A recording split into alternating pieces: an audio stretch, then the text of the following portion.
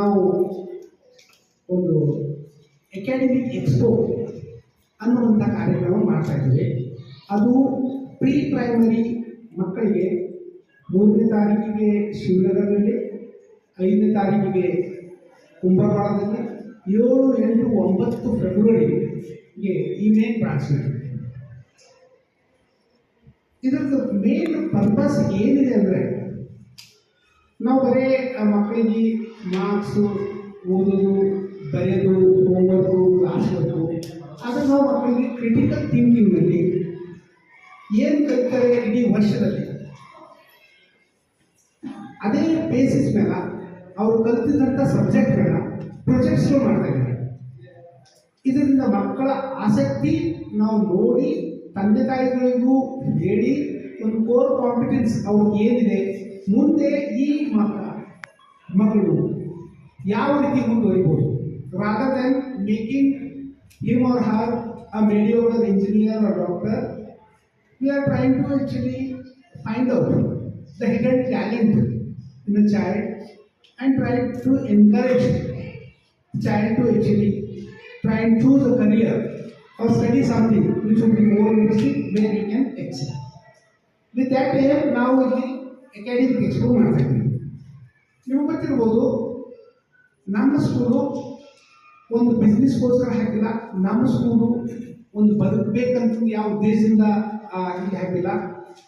ನಾವು ಬಂದಿದ್ದು ಎಲ್ಲ ತ್ಯಾಗ ಮಾಡಿ ಇಲ್ಲಿಂದ ಮಕ್ಕಳ ಅಭಿವೃದ್ಧಿಗೋಸ್ಕರ, ಇಲ್ಲಿಂದ ಪ್ರದೇಶವನ್ನು ಟ್ರಾನ್ಸ್ಫಾರ್ಮ್ ಮಾಡಬೇಕನ್ನೋ ಉದ್ದೇಶದಿಂದ ಬಂದಿದ್ದೇವೆ. ಅದಕ್ಕೆ ಬಿಟ್ಟು ಇನ್ನೇನಿಲ್ಲ. ಅದಕ್ಕೋಸ್ಕರನೇ ನಾವು ಪ್ರತಿ ವರ್ಷ ಏನಾದರೂ ಒಂದು ಹೊಸ ಮಾಡ್ತಾ ಇರ್ತೀವಿ. ಫಸ್ಟ್ ಟೈಮ್ ನಾವು ನ್ಯಾಷನಲ್ ಡಿಫೆನ್ಸ್ ಅಕಾಡೆಮಿ ಕೂಡ ನಮ್ಮ ಮಕ್ಕಳಿಗೆ ನಾವು ಬಿಟ್ಟಿದ್ದೀವಿ. ಹೋದ ವರ್ಷ Indian military academy Dehradun, IAS academy Masuri, ಆಮೇಲೆ ಡೆಲ್ಲಿಯಲ್ಲಿ ರಾಷ್ಟ್ರಪತಿ ಭವನ್, ಇಂಥವೆಲ್ಲ ನಾವು ಮಕ್ಕಳಿಗೆ ಒಂದೊಂದು ಅವಕಾಶ ಕೊಡ್ತಾ ಇದ್ವಿ. ಮಕ್ಕಳಲ್ಲಿ ಕ್ರಿಟಿಕಲ್ ಥಿಂಕಿಂಗ್, ಕ್ರಿಯೇಟಿವ್ ಥಿಂಕಿಂಗ್ ಅದರಲ್ಲಿ ಬರಬೇಕು. ನಮ್ಮ ಮಕ್ಕಳು ಗ್ಲೋಬಲ್ ಲೀಡರ್ ಆಗಿ ಸಮಾಜ ಪ್ರತಿ ಕಳಕಳಿ ಇಟ್ಟು ಸಮಾಜ ಸೇವೆ ಮಾಡ್ತಾ ದೇಶ ಕಟ್ಟೋದರಲ್ಲಿ ಭಾಗಿದಾರಿ ಆಗಬೇಕು ಅನ್ನೋ ಉದ್ದೇಶದಿಂದ ನಾವು ಮಕ್ಕಳಿಗೆ ತಯಾರು ಮಾಡ್ತಾ ಇದ್ದೀವಿ.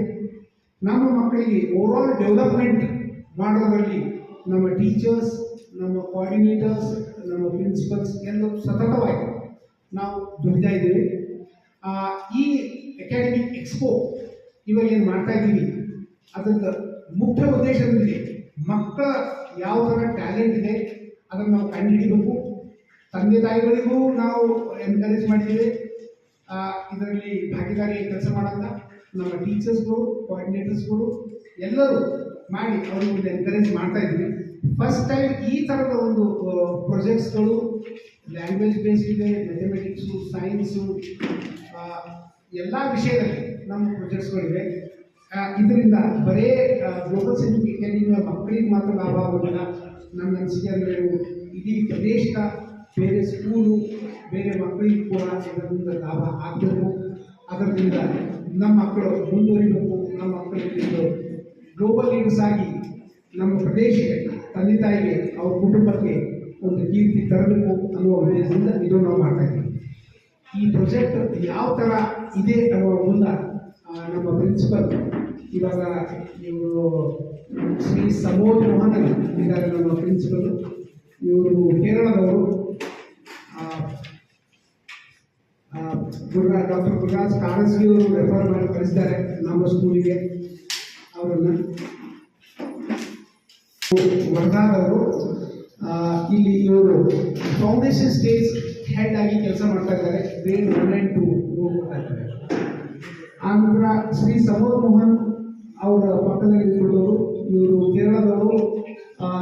ಇವರು ನಮ್ಮ ಪ್ರಿನ್ಸಿಪಲ್ ಆಗಿ ಇವಾಗ 3 ತಿಂಗಳಿಂದ ಕೆಲಸ ಮಾಡ್ತಾ ಇದ್ದಾರೆ. ಇವ್ರ ವೈಫ್ ಆಶಾ ಅಂತ ಅವ್ರಿಗಿಲ್ಲ. ಅವರು ಪ್ರೀ ಪ್ರೈಮರಿ, ಅವ್ರು ಬೆಂಗಳೂರವರು, ಅವರು ಪ್ರೀ ಪ್ರೈಮರಿ ನೋಡ್ಕೊಳ್ತಾ ಇದ್ದಾರೆ. ಅವರು ಕೋಆರ್ಡಿನೇಟರ್ ಆಗಿ 3 ಬ್ರಾಂಚ್ಗಳನ್ನು ಅವ್ರು ನೋಡ್ತಾ ಇದ್ದಾರೆ. ಶ್ರೀ ರಮೇಶ್ ಪಾಟೀಲ್ ಅವರು ನಮ್ಮ ಇವಾಗ ಸೆಕ್ರೆಟರಿ ಇದ್ದಾರೆ. ನಮ್ಮ ಎಡೆಕುಂದೂರು ಹೌಸಿಂಗ್ ಪಾಟೀಲ್ ಅವರು ನಮ್ಮದು ಟ್ರಸ್ಟಿ. ಆಮೇಲೆ ಮಿಸಸ್ ಅಮನ್ಪ್ರೀತ್ ಬೇದಿ ಇವರು ಕೋಆರ್ಡಿನೇಟರ್ ಇದ್ದಾರೆ. 6, 7, 8 ಇವರು ಅಮೃತಸರದವರು. ಆಮೇಲೆ ಅವ್ರ ಪಕ್ಕದಲ್ಲಿದ್ದರು ಮಿಸಸ್ ಶಾಲೆ ಚೌಧರಿ ಅವರು ಕೋಆರ್ಡಿನೇಟರ್ ಇದ್ದಾರೆ. ಅವರು 3rd 4th 5th ಕ್ಲಾಸಿಗೆ ಅವರು ಡೈಲಿ ಅವರು. ಆಮೇಲೆ ಅವ್ರ ಪಕ್ಕದಲ್ಲಿ ಮಿಸಸ್ ಗೀತಾ ಉಪ್ಪಿನ್ ಅವರು 9th and 10th ಎರಡೂ ಕ್ಲಾಸ್ ಕೋಆರ್ಡಿನೇಟರ್ ಆಗಿ ಮಿಸ್ಟರ್ ಹರ್ಷವರ್ಧನ್ ಸ್ವಾಮಿ ಅವರ ಜೊತೆ ಕೂಡಿ ಇದು ಮಾಡ್ತಾ ಇದ್ದಾರೆ. ಈಗಾಗಲೇ ಬಂದಂಥ ಎಕ್ಸ್ಟ್ರೀಮ್ ರೈಟ್ ಮಿಸ್ ಜ್ಯೋತಿ ರಾಧಾ ಅವರು ಹೆಡ್ ಮಿಸ್ಟ್ರೆಸ್ ಇದ್ದಾರೆ ಗ್ಲೋಬಲ್ ಸೆಮಿಕ್ ಅಕಾಡೆಮಿ. ಸಭಾ ಶೇಖ್ ಅವ್ರ ಕೋಆರ್ಡಿನೇಟರ್ ಇದ್ದಾರೆ ಲೀಡ್ ಸಿಸ್ಟಮು ಮತ್ತು ಓವರ್ ಇದೊಂದು ಇಂಟ್ರಡಕ್ಷನ್. ಇವಾಗ ನಮ್ಮ ಪ್ರಿನ್ಸಿಪಲ್ ಆದಂಥ ಶ್ರೀ ಸಮೋದ್ ಮೋಹನ್ ಅವರು ಅಕಾಡೆಮಿಕ್ ಎಕ್ಸ್ಪೋರ್ಟ್ ಫಸ್ಟ್ ಟೈಮ್ ಮಾಡ್ತಾ ಇದ್ದೀವಿ. ಮಕ್ಕಳ ಪ್ರತಿಭೆಯನ್ನು ಕಂಡುಹಿಡಿಯೋದಕ್ಕೋಸ್ಕರ ಇದ್ರ ಬಗ್ಗೆ ಇದು ನಿಜವಾಗಿ ಹೇಳಬೇಕಂದ್ರೆ ಅವರೇ ವಿಚಾರ ಮಾಡಿದ್ದು, ಅವ್ರದ್ದೇ ಬ್ರೈನ್ ಚೈಲ್ಡ್ ಅಂತ ಹೇಳ್ಬೋದು. ಒಂದ್ಸಲ ನನ್ನ ಜೊತೆ ಡಿಸ್ಕಸ್ ಮಾಡಿದ್ರೆ ನಾನು ಒಂದು ಕ್ಷಣ ಕೂಡ ವೇಸ್ಟ್ ಮಾಡಲಿಲ್ಲ.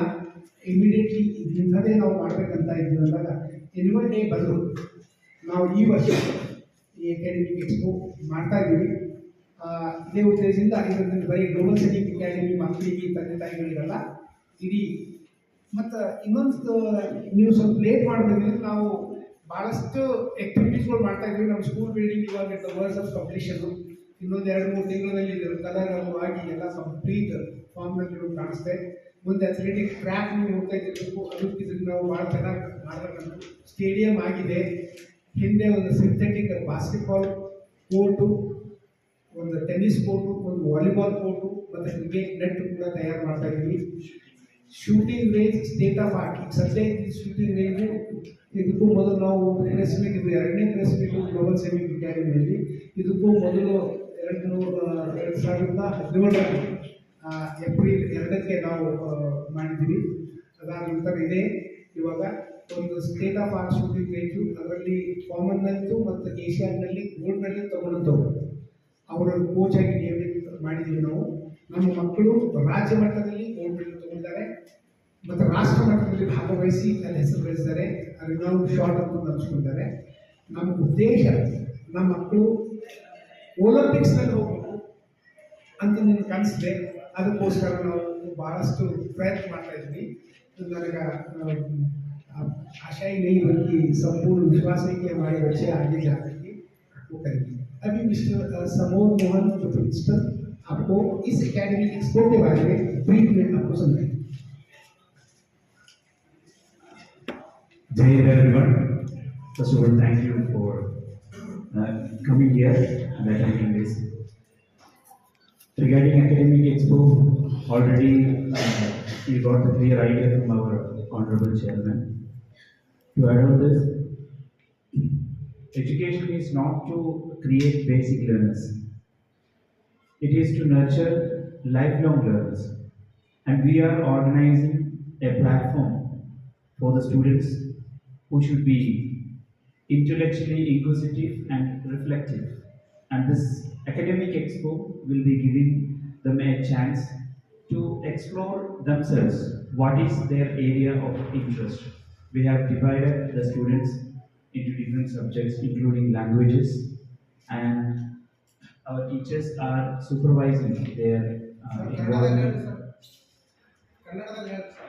Sir, for speaking in Kannada, I can understand Kannada, but my Kannada is I respect Kannada language a lot, so that I don't have that much Kannada to speak in mass address, but I can speak in Hindi.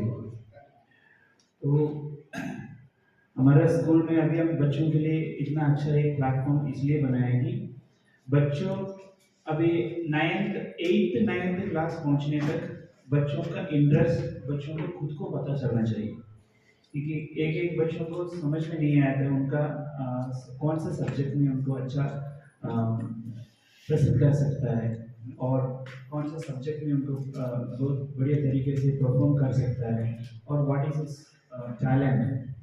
तो वो सब subject wise ऐसे activity में participate होने के बाद बच्चों को समझ में आया.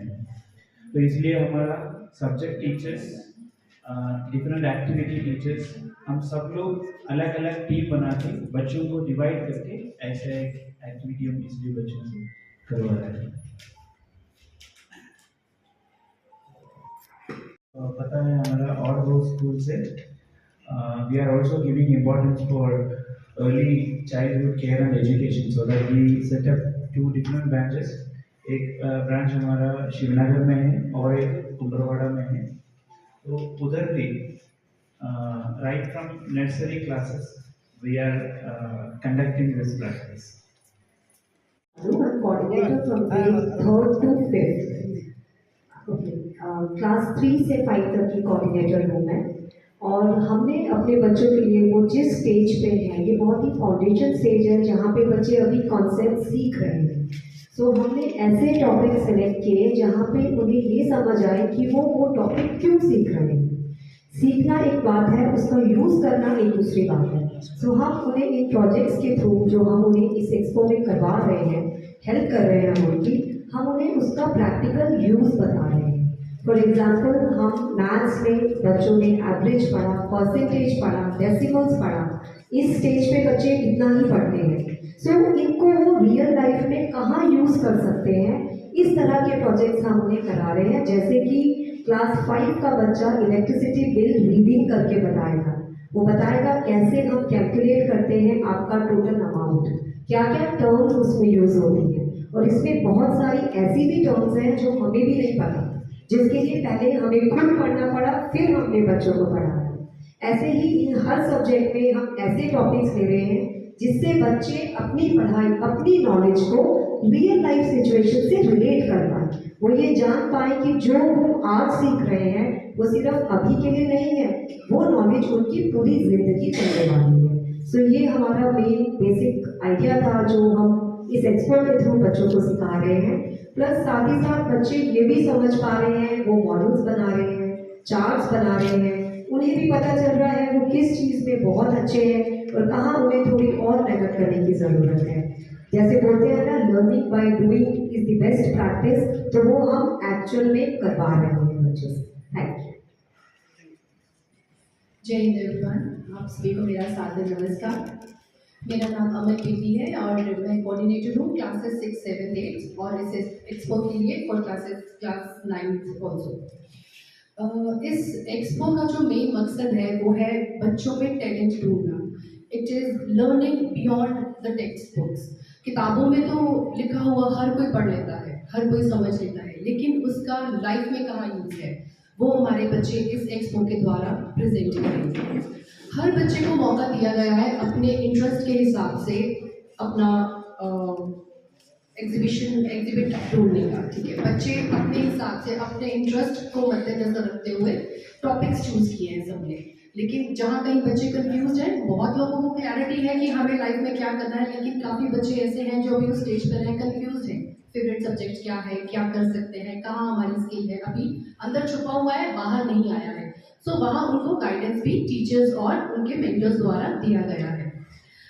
इस एक्सपो में किताबों के साथ साथ जो बाहर की दुनिया है उसको भी हम लोगों ने एक्सप्लोर करने की कोशिश की है। बच्चों को ये मौका दिया है कि वो अपने अंदर की दुनिया और अपने बाहर की दुनिया के साथ एक तालमेल बिठा के अपने टैलेंट्स को पॉलिश कर सकें।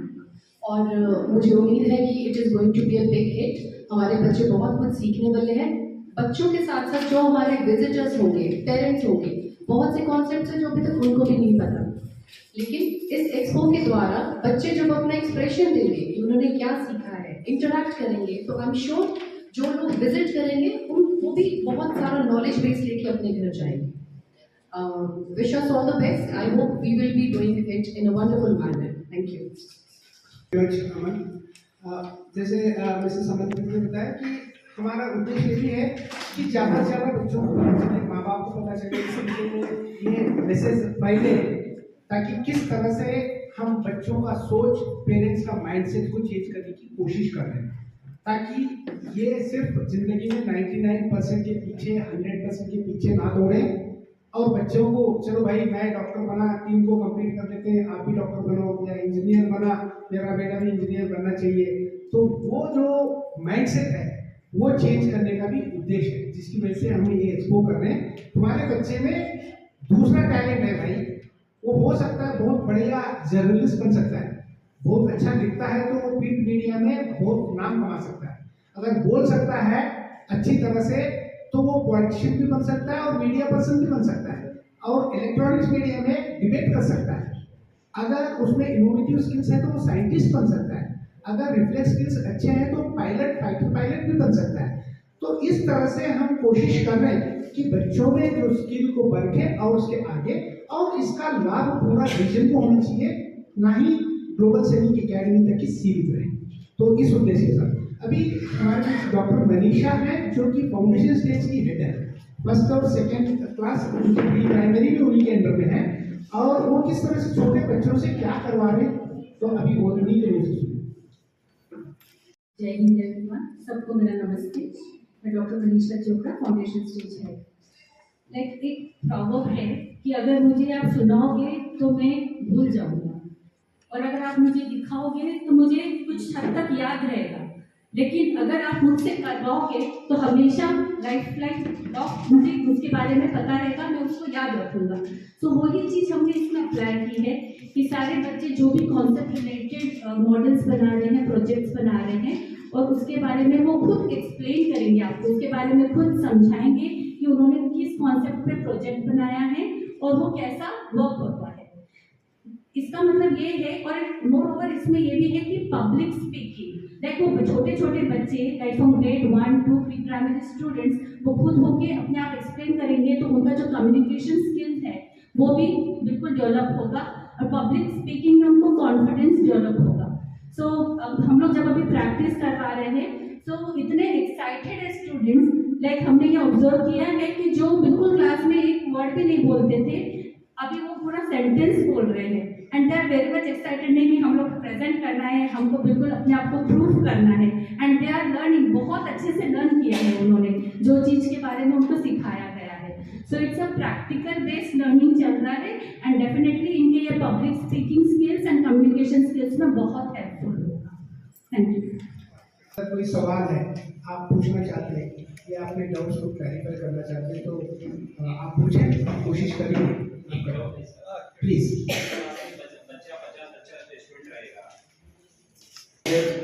स्कूल में कैसे है, कंटिन्यूस इवैल्यूएशन प्रोसेस है।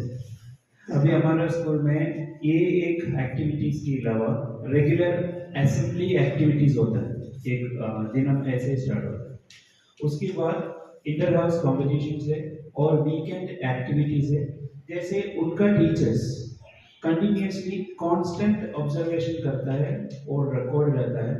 इसके साथ बच्चों का एक्टिविटी रिकॉर्ड के साथ बच्चों का सब्जेक्ट वाइज परफॉर्मेंस का भी रिकॉर्ड रहता है, तो टीचर को गाइड कर सकता है कि वो स्टूडेंट, एग्जाम्पल में बता रहा हूँ जैसे आपने पूछा, अभी हमारा डांस एक्टिविटी है, डांस टीचर रेगुलरली डांस करवा रहे हैं बच्चों से।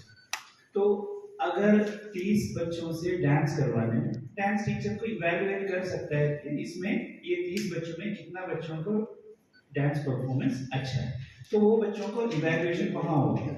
जैसे सेम एक टीचर मैथमेटिक्स का सब्जेक्ट पढ़ाते हैं, तो मैथमेटिक्स सिर्फ एग्जामिनेशन द्वारा नहीं, मैथमेटिक्स रिलेटेड एक्टिविटी भी कंडक्ट करते हैं क्लास में, तो वो बच्चों का अर्थमेटिकल स्किल क्या है वो मैथमेटिक्स टीचर को एनालाइज कर सकते हैं।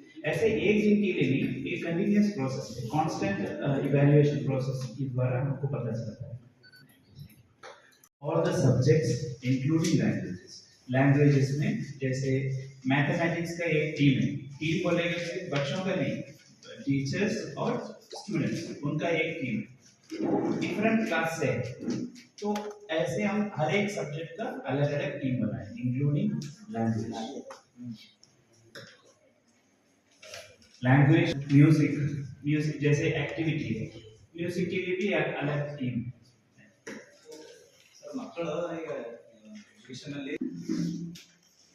ಓಕೆ, ನಿಮಗೆ ಭವಿಷ್ಯ ಗೊತ್ತಿರ್ಬೋದು, ನಾವೇ ಸ್ಟಾರ್ಟ್ ಮಾಡಿದ್ದು ವೆನೆವರ್ ಯಾವಾಗಾದರೂ ಏರ್ಫೋರ್ಸ್ನಲ್ಲಿ ಏರ್ ಶೋ ಇರ್ತದ ಆವಾಗ ನಮ್ಮ ಮಕ್ಕಳು 100% ಹೋಗ್ತಾರೆ, ಯಾಕಂದರೆ ನಮ್ಮದೊಂದು ರಿಲೇಷನ್ಸ್ ಇದೆ ಏರ್ಫೋರ್ಸ್ ಜೊತೆ, ಅವ್ರಿಗೆ ಗೊತ್ತಿದೆ ನಾವು ಯಾವ ಕಾರಣಕ್ಕಾಗಿ ಬಂದು ಗ್ಲೋಬಲ್ ಸೈನಿಕ್ ಅಕಾಡೆಮಿ ಅಂತ ಹೆಸರಿಟ್ಟು ಮತ್ತು ಸೈನಿಕ್ ಆಗೋದಕ್ಕೋಸ್ಕರ ನಾವು ಮಕ್ಕಳನ್ನು ಪ್ರೋತ್ಸಾಹ ಕೊಡ್ತಾ ಇದ್ದೀವಿ. ಅದು ಅಲ್ಲದೆ 5 ಬ್ಯಾಚ್ ಟ್ರೈನಿಂಗ್ ಮೊದಲು ಕಂಡಕ್ಟ್ ಮಾಡಿದ್ದೀವಿ ನಾವು ಇಲ್ಲಿವರೆಗೆ. ಇವಾಗ 6ನೇ ಬ್ಯಾಚು ಟ್ರೈನಿಂಗ್ ನಡೀತಾ ಇದೆ ನಮ್ಮ ಹತ್ರ.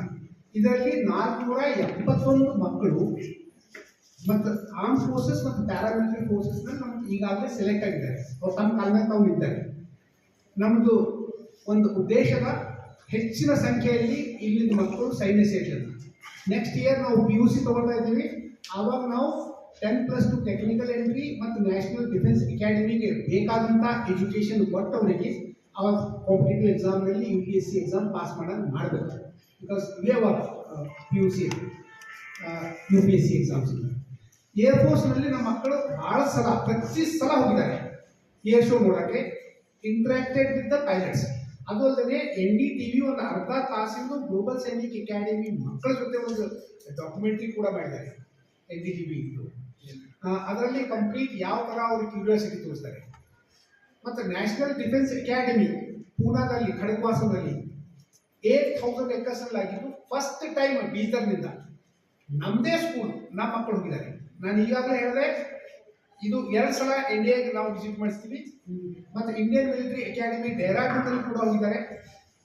ಮತ್ತು ಮಸೂರಿ IAS ಅಕಾಡೆಮಿ ಹೋಗಿದ್ದಾರೆ. ಅದು ಅಲ್ಲದೆ live missile firing KK ranges ಅಹಮದ್ನಗರಲ್ಲಿ ನಾವು ಮಕ್ಕಳಿಗೆ ತೋರಿಸ್ತೀವಿ. ಅದಕ್ಕೆ ಸ್ಪೆಷಲ್ ಪರ್ಮಿಷನ್ಸ್ ಕೂಡ ಸಿಗೋದಿಲ್ಲ ನಮ್ಮ ಮಕ್ಕಳಿಗೆ, ಯಾಕಂತಂದ್ರೆ ನಾವು ಫ್ರೆಂಡ್ಸ್ ಇದ್ರು, ಅದಕ್ಕೋಸ್ಕರ ನಾವು ತೋರಿಸ್ತೀವಿ. ಇದರಿಂದ ನಮ್ಮ ಮಕ್ಕಳು ಮೋಟಿವೇಟ್ ಆಗ್ತಾ ಇದ್ದಾರೆ. ನಾನು ಹೇಳಿದ್ರೆ 471 ಮಕ್ಕಳು ಈಗಾಗಲೇ ಹೋಗಿದ್ದಾರೆ. ಇದರಲ್ಲಿ ಮುಂದಿನ ವರ್ಷ ಕೂಡ ನಾವು 500 ಮಕ್ಕಳು ಪ್ರತಿ ವರ್ಷ ಅವ್ರ ಜೀವನದಲ್ಲಿ ಬದಲಾವಣೆ ತರಬೇಕನ್ನೋ ಉದ್ದೇಶದಿಂದ ನಾವು ಕೆಲಸ ಮಾಡ್ತೀವಿ ಇವಾಗ. ಅದು ಮತ್ತು ಆಲ್ಮೋಸ್ಟ್ ನಾವು ಕರೀಬ್ ಇದ್ದಂಗಿದ್ದೀವಿ. ನಾವು ಫಸ್ಟ್ ಟೈಮ್ ಯಾರಿಗೆ ಫೌಜ್ನಲ್ಲಿ ಹೋಗಂತಂದ್ರೆ ಇದು ಆಗ್ತಿತ್ತು, ಬೆಳಗಾವಿದಲ್ಲೇ ಹೋಗ್ತಿದ್ರು. ಈಗ ಲಾಸ್ಟ್ ಟೈಮ್ ನೋಡಿದಾಗ ಎಲ್ಲ ಮಕ್ಕಳು ನಮ್ಮ ಎಷ್ಟು ಸೆಲೆಕ್ಟ್ ಆಗಿದ್ದಾರೆ ಅನ್ಪ್ರೆಸಿಡೆಂಟೆಡ್, ಎಲ್ಲಕ್ಕಿಂತ ಹೆಚ್ಚಿನ ಸಂಖ್ಯೆಯಲ್ಲಿ ಬೀದರ್ನವರಾಗಿದ್ದಾರೆ ಈ 7 ಜಿಲ್ಲೆಗಳು ಕೂಡ.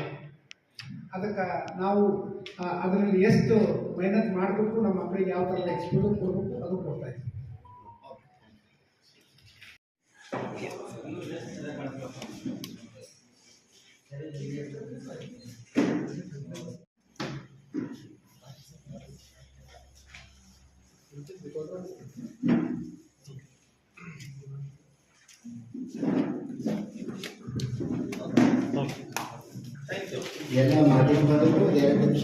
So arranged by Global Scenic Academy Bidar is all about unleashing the creative potential of every student. And now in this academic expo, students will learn about leadership skills, team management, teamwork, and they will understand how the things which you see in everyday life work.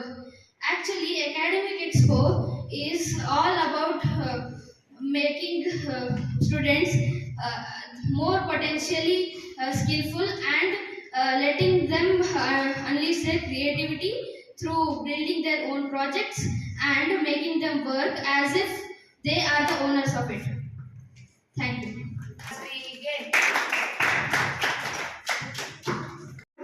Myself Anushka and I'm from grade 9A.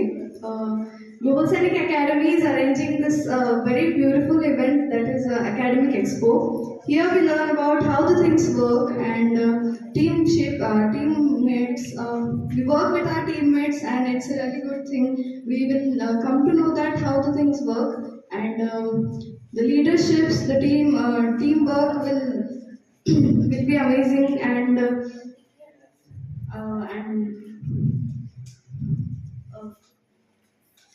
I'm going to do the cell phone network project, and that's about how the network is in your phone so that you can connect to the other person by calling them. And there are so many things in the network. Satellite helps us in everything, and that's what my project is.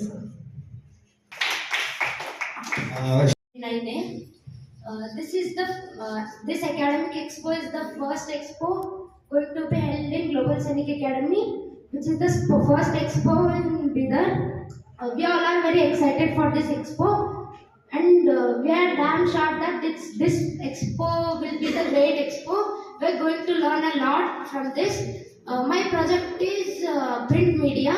I'm going to tell about how the printers were in past and how the printers are in present and how will be the printers will be in future. This is my thank you. ಮಾಧ್ಯಮ ಪ್ರತಿನಿಧಿಗಳಿಗೆ ಗೊತ್ತಿರ್ಬೋದು, ಮೊದಲೆಲ್ಲ paper print ಮಾಡೋದಕ್ಕೆ ಮೊಳೆಗಳನ್ನ ಜೋಡಿಸಲಾಗ್ತಿತ್ತು ಒಂದು 20 ವರ್ಷದ ಹಿಂದೆ. ಅದಕ್ಕೊಂದು project ಅನ್ನು ವಿಭಾ ಅವರು ತೆಗೆದುಕೊಂಡಿದ್ದಾರೆ. ಹೀಗೆ ಅನೇಕ ಇನ್ನೋವೇಟಿವ್ ಪ್ರಾಜೆಕ್ಟ್ಗಳು ಈ ಒಂದು ಎಕ್ಸ್ಪೋನಲ್ಲಿ ಇವೆ. ತಾವೆಲ್ಲರೂ ಈ ಒಂದು ಸುದ್ದಿಯನ್ನು ಪತ್ರಿಕೆಯಲ್ಲಿ ಅಥವಾ ಎಲೆಕ್ಟ್ರಾನಿಕ್ ಮೀಡಿಯಾದಲ್ಲಿ ಅನೇಕ ಜನರಿಗೆ ಇದರಿಂದ ಉಪಯೋಗ ಆಗಲಿ, ಅನೇಕ ಜನರು ಬಂದು ಈ ಎಲ್ಲ ಎಕ್ಸ್ಪೋದ ಒಂದು ಲಾಭವನ್ನು ಪಡೆದುಕೊಳ್ಳಲಿ ಅಂತ ನಾನು ಇನ್ನೊಂದು ಸಲ ಚೇರ್ಮನ್ ಸರ್ ಅವರ ಪರವಾಗಿ ಕೇಳಿಕೊಳ್ಳುತ್ತೇನೆ. ಅದಕ್ಕೇನೆ ಸರ್ ಅವರು 3 ದಿವಸಗಳ ಕಾಲ, ಯಾಕಂದ್ರೆ ಒಂದೇ ದಿವಸ ಇಟ್ಟಿದ್ರೆ ಒಂದೊಂದ್ಸಲ ಜನರು ಬ್ಯುಸಿ ಇರ್ಬೋದು, 3 ದಿವಸದಲ್ಲಿ ಯಾವಾಗಾದ್ರೂ ಒಂದ್ಸಲ ಬಂದು ಅವರು ಈ ಎಕ್ಸ್ಪೋವನ್ನು ನೋಡಿಕೊಂಡು ಹೋಗ್ಬೋದು ಅಂತ ಕೇಳ್ಕೊಳ್ತಾರೆ.